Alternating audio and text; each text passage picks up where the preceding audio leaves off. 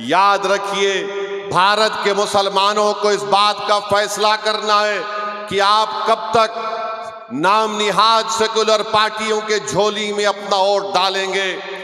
BJP को जो रोक नहीं पाते, मैंने उस वक्त भी पार्लियामेंट में उठकर कहा था जब 2024 के चुनाव का रिजल्ट आया था, मैंने कहा था कि मोहब्बत की कामयाबी नहीं है। जिस तरह तीसरे मर्तबा नरेंद्र मोदी भारत के वजीर आजम बने, ये मोहब्बत की कामयाबी नहीं है, ये नफरत की कामयाबी है। और उसी की बुनियाद पर तीसरी मर्तबा बीजेपी 240 सीट लेकर आई।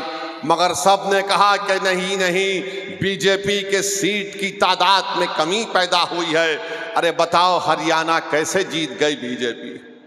बताओ, महाराष्ट्र कैसे जीत गई बीजेपी? हम पुकारते रहे, हम अपने हलक को सूखा कर लिए, चीख मार मार कर कहते रहे देखो ये हमारा काम नहीं है, हम बीजेपी को रोकना जरूरी है, मगर ये पूरी जिम्मेदारी हम पर क्यों आयद करते हैं? अरे एक ही समाज है जो बीजेपी के खिलाफ वोट दे रहा है, उसका नाम मुसलमान है। बाकी के सब समाज हैं, उनकी अक्सरियत, उनकी मेजॉरिटी बीजेपी को वोट डाल रही है, मगर हमारे गले में सांप डाल दिया गया कि नहीं, तुम बीजेपी को रोको। अरे बताओ, तुमने हरियाणा में क्यों नहीं रोके बीजेपी को?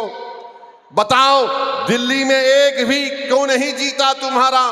तुमने तो मुसलमान को टिकट देना तो दूर की बात, तुम बीजेपी को नहीं रोक पाए।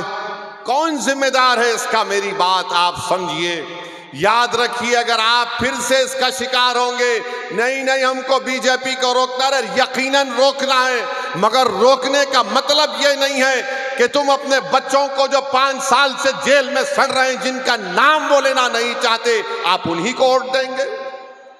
जो 5 साल से जो जेल में सड़ रहे हैं, जिसका बाप परेशान, जिसकी बीवी परेशान, जिसके औलाद बच्चे थे जवान हो गए, उनका नाम नहीं लेना चाहते।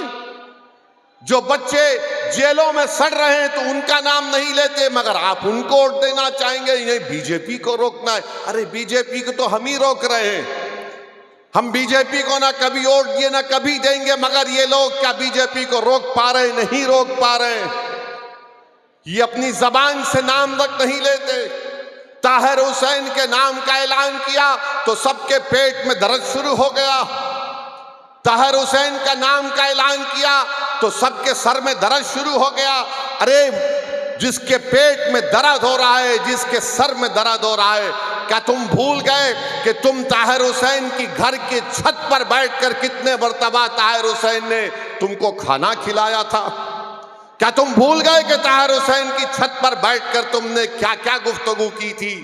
आज कोई नहीं पलटकर पूछता उस घर की तरफ। बताओ, गुलफिशां सैफी जेल में कैसे हैं? इस मुल्क में अजीबो गरीब मामला है कि 2 मुख्यमंत्री जेल को चले गए, झारखंड के, दिल्ली के, इनको बेल हो गई, मगर जो 5 साल से सड़ रहे हैं उनको बेल नहीं होती है। कौन है इसका जिम्मेदार? अकाउंटेबिलिटी किस पर आयद होगी? बताओ, कब तक नेशनल मेजॉरिटी और नेशनल माइनॉरिटी को दबाया जाएगा? कब तक ये बहस चलेगी? नेशनल मेजॉरिटी है, नेशनल माइनॉरिटी है। अरे कानून तो सबके लिए अगर बराबर है, अगर केजरीवाल को बेल हो गई, सिसोदिया को बेल हो गई, तो क्यों नहीं दूसरों को बेल हो रही है? सब पर भी वही ग्रीवियस ऑफेंसेस है, मगर तुमको बेल हो सकती है, और जो बच्चे जेलों में सड़ रहे हैं उनको बेल क्यों नहीं हो सकती? बताओ मेरे अजीज दोस्तों और बुजुर्गों, यही नाइंसाफी है। अगर आज आप मुस्तफाबाद से अपनी आवाज को बुलंद करना चाहते हैं, अगर आप इस नाइंसाफी को खत्म करना चाहते हैं, तो मुत्तहदा तौर पर अपने वोट का इस्तेमाल करिए। मैं जिम्मेदारी के साथ मुस्तफाबाद में खड़े होकर आप तमाम बुजुर्गों, नौजवानों और हमारी माँ और बहनों से अर्ज करने आया हूँ, यहां से अगर आप बीजेपी की कामयाबी को रोकना चाहते हैं तो आपको मजलिस इत्तेहादुल मुस्लिमीन के उम्मीदवार के हक में मुत्तहदा अपने वोट का इस्तेमाल करना पड़ेगा। हाँ, मेरे जाने के बाद और चुनाव के दौरान बहुत से लोग आकर बहुत सी बातें कहेंगे।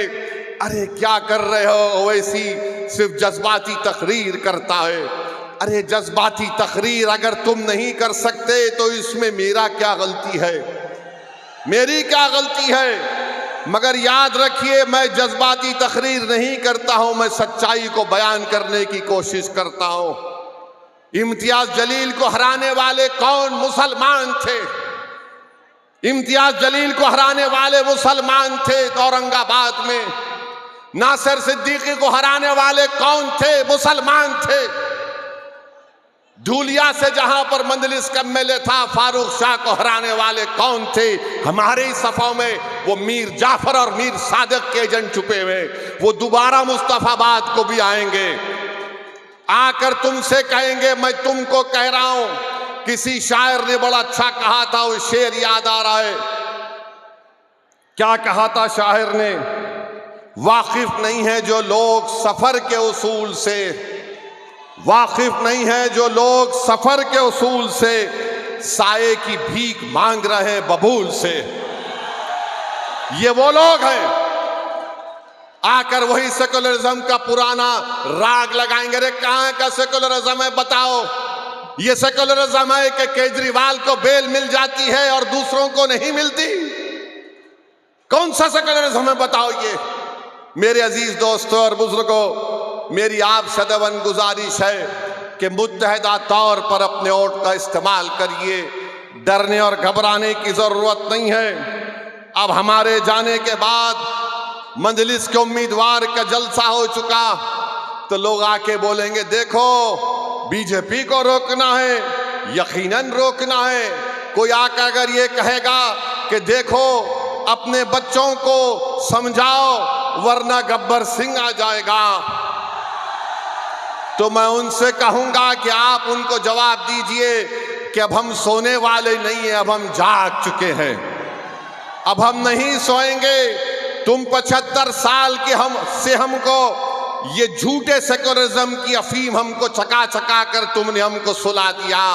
अब हम जागने वाले हैं। जो लोग हमसे कह रहे हैं कि देखो खामोश हो जाओ, सो जाओ, उनसे कहो कि हमारे दरमियान में एक पागल असद आया है जो हमारा शेर है, वो हमको जागने की आदत डाल चुका है। अब हम जागेंगे, सोएंगे नहीं। अब हम होशमंदी से अपने वोट का इस्तेमाल करेंगे। मेरे अजीज दोस्तों और बुजुर्गों, आपकी आवाज आपके हाथ में है, आपकी आवाज आपके हाथ में है। अगर हमारी इस बहन की ये जज्बाती बातें जो ताहिर हुसैन की वाइफ ने, उनकी बेगम ने आपके सामने कही, थोड़ी देर के लिए ये भी सोचिए कि हमारे हर घर की कहानी है, ये हमारे हर घर की कहानी है। मेरे भाई, इज्जत की जिंदगी अगर गुजारना है तो सिर्फ नारों से हम इज्जत की जिंदगी नहीं गुजार सकते।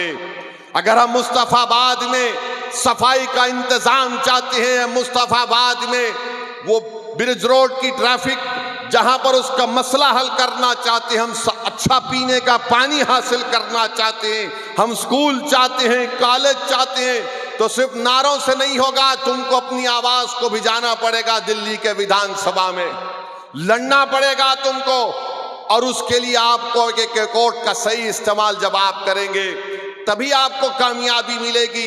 वरना सिर्फ हम वोट डालने वाले बनकर रह गए, हम वोट लेने वाले नहीं बन सके।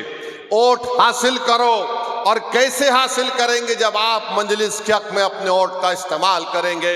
लोग बहुत सी बातें करेंगे, ये नहीं होने वाला है, ये फुला होने का ऐसा होगा। मेरे अजीज दोस्तों और बुजुर्गों, क्या क्या आपने देखा? मुझे यहाँ पर यह बताया गया, बल्कि सच्चाई है, दिल्ली में वो फसाद हुआ, 2022 का प्रोग्राम हुआ। यहाँ का मुख्यमंत्री अगर मरने वालों को 1 करोड़ देता है, गवर्नमेंट की नौकरी देता है, तो दूसरे भी तो मरे, उनको क्यों नहीं दिया तुमने गवर्नमेंट की नौकरी और पैसे?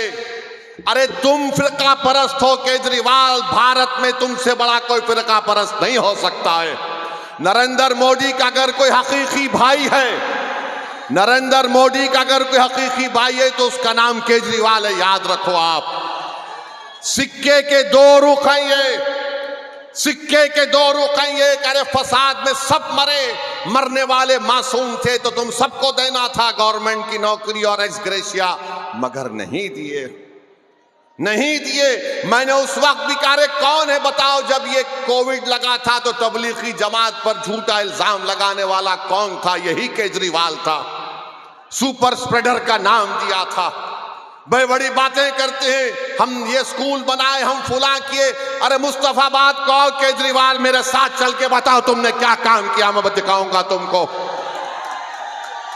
यहां पर आएंगे मुसलमानों के दरमियान में आएंगे तो बोलेंगे देखो आपकी जिंदगी को हम बचा रहे हैं, और हमारे हिंदू भाइयों के इलाकों में जाएंगे तो बोलेंगे देखो हमने ये अस्पताल बनाया, ये स्कूल बनाया। क्यों अस्पताल स्कूल यहां पर क्यों नहीं बना?